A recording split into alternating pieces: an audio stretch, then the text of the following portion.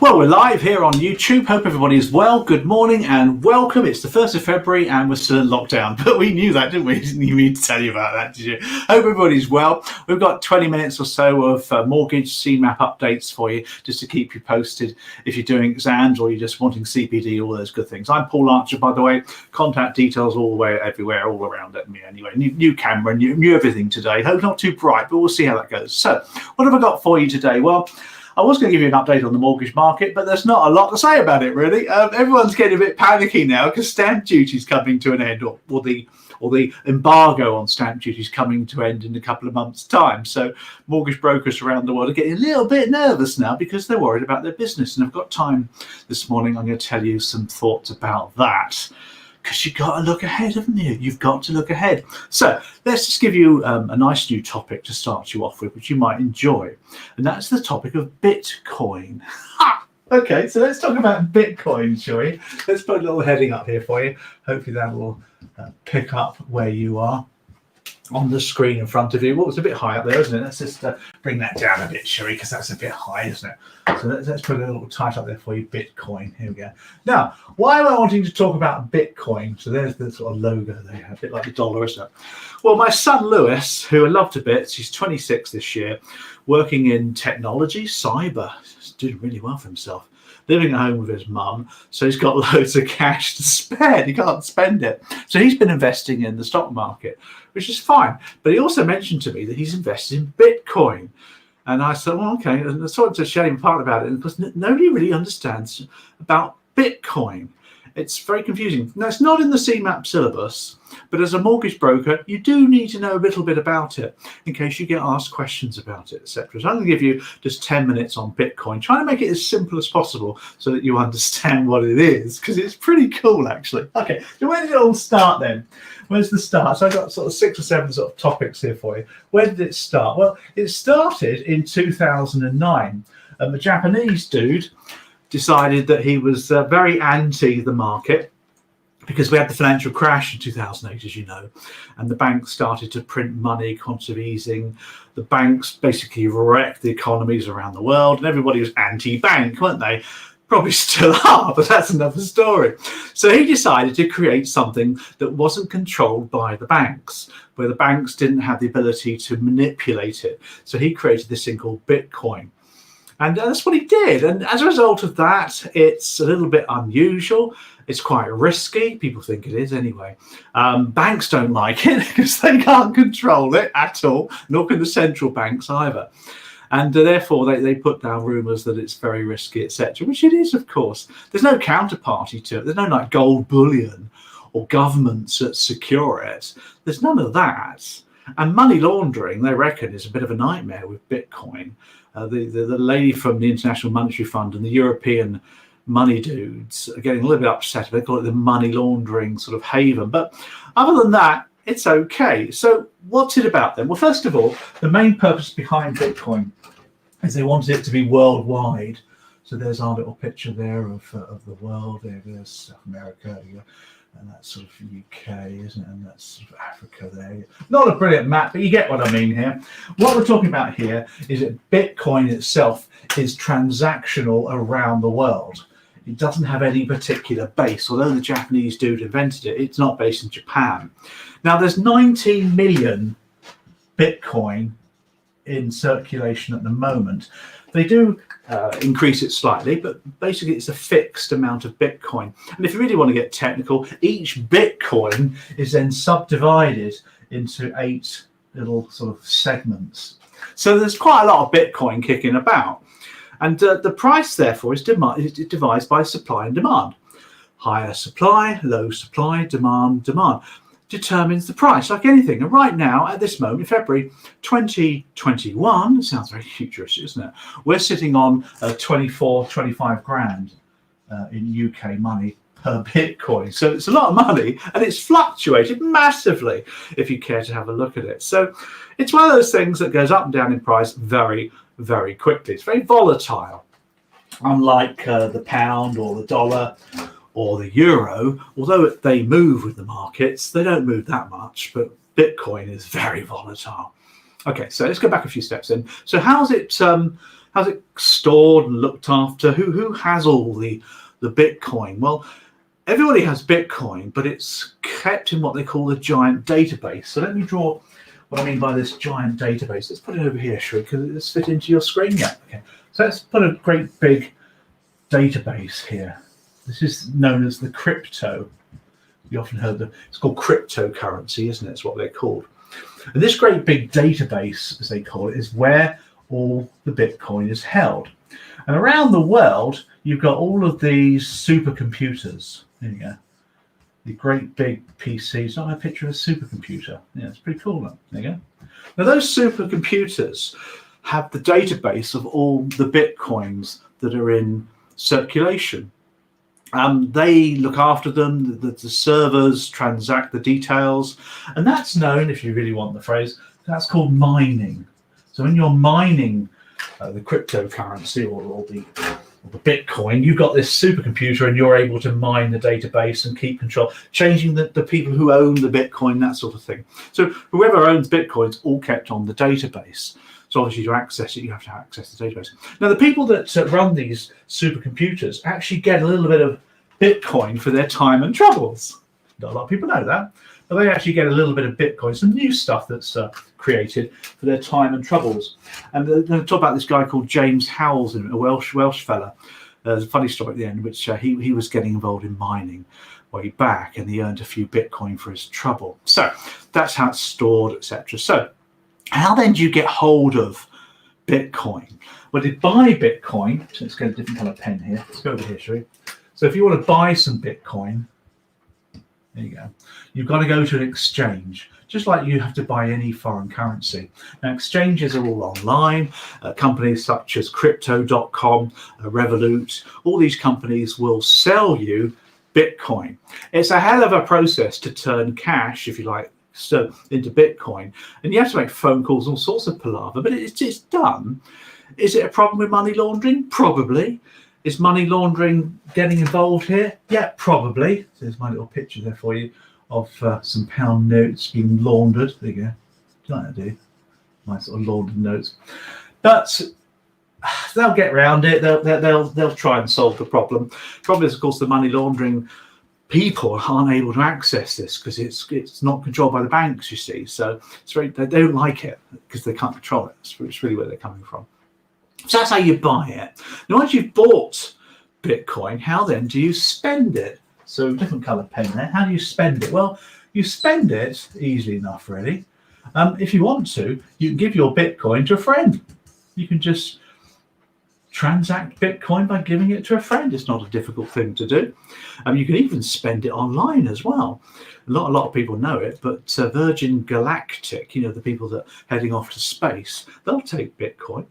Apparently, Subway in Buenos Aires will take Bitcoin as well. So you can actually use it on Microsoft, take Bitcoin. So it's becoming more and more mainstream. Okay, you can't go on Amazon and spend it, but I wouldn't be surprised in the future if you can do. Because it's transactional. You can spend it if you want to. But not a lot of people use it to buy stuff with. Most people use it and store it. It's like an investment. That's what they're using it for. That's what my son Lewis does. So how then is it stored? Here we go. How then do you personally store your Bitcoin? Yeah, all the Bitcoins kept in these databases, we know that. But how do you personally store Bitcoin? Well, first of all, you have to keep it at the exchange. So wherever you bought it, effectively holds on to it for you. Now, my son Lewis, he uses Revolut for his investments, and fair play to him. Now, Revolut hold on to Lewis's Bitcoin, and he'll need obviously a password, or what they call a hardware wallet. So you need a computer to obviously hold it, and the computer talks to Revolut using passwords, and that's his bank account effectively. Now, if he ever wants to sell his Bitcoin rather than spend it, he'll have to go back to the Revolut people. Which is all well and good, but if your exchange goes bust, then you're stuffed, aren't you? Because you'll lose your money. Now, Revolut, of course, is a pretty reasonably good bank, and therefore they'll always be around. So you need to be aware of that. It's not, you can't take your money out and make it into coins and walk down the road with it or put it in a bank. It doesn't work that way. So you have a hard drive, a computer. It's called a hardware wallet, and that wallet you use via password to look at it. But of course, Lewis holds on to a number of Bitcoin or decimal places of Bitcoin. I don't suppose he's got 25,000. He might have. He needs to look after his dad if he has. But his Bitcoin will go up and down in value with supply and demand. Because obviously supply is limited. That's the whole point. Demand is getting stronger, pushes the price up. Supply limited, demand comes down, price goes down. That's how it works, isn't it? Now, the story of James Howells, actually, it's not a funny story if you're James, but James Howells, probably read about it, he's a Welsh fella, and he's an IT guy. And back in 2012, 2013, he was doing a little bit of mining. He got some computers to help out with this. And as a result of that, he got a few Bitcoin for his time and trouble. And his Bitcoin was stored on his laptop with a password. So it was all like the hardware wallet. Now, he decided to throw away his laptop, which is probably silly at the time, but he dumped it, got rid of it, and then realised his mistake, and he can't get hold of his laptop. So he's trying to sell to the local council that if they let him go to the tip and find his laptop, he's going to give the council £7 million. Apparently, his Bitcoin is worth £210 million. The Bitcoin that this guy's got, because back in 2013 the price was pennies. Now, of course, it's 25 grand per coin. That's why, of course, he's got a load of money there. And he still can't find his laptop, poor fella. He must be tearing his hair out at night time. But there we are. Such is life. There's probably people worse off than him if he can't lose money. So that's Bitcoin, really. It's not in the CMAP syllabus, so don't worry about it. But again, you don't just take CMAP to become a mortgage broker. You have to learn the job, don't you? You have to understand things so that when customers talk to you and they mention Bitcoin, wherever they would do, then you have a basic understanding of how it works. It is risky, of course it is. The FCA are not particularly comfortable with it. They stopped derivative trading in Bitcoin. There are Bitcoin funds coming out now where funds invest in Bitcoin. So that's beginning to be looked at by investment managers. But it's high risk stuff, of course, because there's nothing that underpins this. That's the whole point. It's a worldwide thing. There's no banks, there's no gold, there's no governments underpin this. So it could all suddenly go wrong. But life is a bit like this. Cryptocurrencies and blockchains, all this stuff is the way it's at. Hope that's been useful. Bye. Did you like that, did you? All good fun, isn't it? Just looking over there, see if any comments coming down the line. Hope you're listening to the podcast. We get the podcast goes out. Of course, you can get that via Spotify or any of the methods you use, Apple Music. You can use that one as well if you want to. That's quite a nice one. This obviously goes to YouTube now. So we get this out on YouTube. Now, people who are on our boot camp get to see these videos. We produce these as really good HD images. They go onto the boot camp. Boot camp people get the proper CMAP syllabus all the way through, all listed down in the right order. They get test questions, they get live events and all sorts of things. So plenty going on. Next boot camp cohort starts on the 1st of March. Got 23 space if anybody wants to come on. Just email me or put a little message down here on YouTube if you're watching this on YouTube. Now, let's get on to another little topic, final topic for you, which a little bit contentious, but hey, life's a bit like that, isn't it, in lockdown? This one is about you planning your business. This one's about mortgage advisors, mortgage brokers, financial advisors, looking forward in your business, which is key to the whole thing. Now, I was watching a Peter Kay sketch on YouTube at the weekend. This one's called "Watch Out," by the way. Watch out, there's a Humphrey about. There you go. Anyone remembers that phrase? Watching Peter Kay, funny guy, and the sketch was about the dentist. You probably remember it. And he went to the dentist and he told the story. It's very funny. But there's two things in there that made me think about the current situation, because at the end of March this year, stamp duty land tax is starting to be charged again. Now, effectively, the government have been subsidising the mortgage market. Call it what you like, they've just been subsidising the mortgage market over the last few months. As a result of that, loads of people piled into the mortgage market to buy properties. I think it's skewed everything because poor old first-time buyers got kicked out because they've got no chance of getting anywhere because they're very slow at buying, where landlords have swooped in and bought all the houses. And that's wrong, I think, but it's coming to an end. And what's going to happen, of course, is right now, property transactions are starting to falter. People would have bought by now to avoid stamp duty. So on the 31st of March onwards, full-blown stamp duty is going to be charged. Unless, of course, they extend it. They may extend that March onwards and you might be watching this video after they've done that. Anyway, the point is that there's a lot of mortgage brokers out there who are having a good time at the moment because of that, and no other reason. So anyway, back to Peter Kay. He talks about two parts of his story, which is really funny. The first one is he talks about jog pants. Now, everyone's locked down, aren't we? We're probably all wearing leisure wear or jog pants. And his phrase was, jog pants flatter you because you're putting weight on because you're not going out. And because you've got jog pants on, they stretch. Therefore, you don't notice it. So they're flattering you. And the point is about number one is that proc fees are flattering brokers at the moment. They're nice and high. There's lots of them because transactions are going on all the way. It's pretty much easy money at the moment, as long as you've got sourcing software and you can find the right lender for your customer, which is hard to do, don't get me wrong. The technology helps there. Then it's flattering you and you're thinking you're doing okay. Now, the problem is, of course, around the corner are problems. Like, if I went out now for a meal, I'd have to put my suit on or something. But I haven't worn a suit since last January. But if I put a suit trousers on now, I'd probably be tight. Oh, blimey, I'll put some weight on because you're faced with reality. Likewise, behind the corner, there's a few things going on that brokers need to be aware of. First of all, you've got the AI bots, as I call them, around the corner, funded a lot by the banks now. The banks put tons of money to AI bots. These are artificial intelligence apps on phones which will do mortgages without people. Watch out, they're coming, and they are getting very, very good, and they'll step up a lot of business. You've also got new blood coming into the industry now. There's a lot of people, I see them every day, wanting to become mortgage advisors, changing careers, and they want to become a mortgage advisor, and why not? There's plenty of good pickings there as well. So they're flooding the marketplace. And you'll find, therefore, there'll be more competition. A lot of these people are young dudes as well, who've got new ways of thinking about stuff.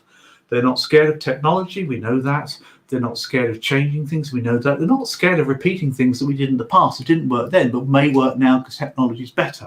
So watch out, they're going to revolution. They're very good with social media, that sort of thing as well. So be careful. You've got to prepare for that coming around the corner. Now, the second part of the story that he talks about, which is basically the funniest one really, is the filling itself. Now, I had a filling which came out last week.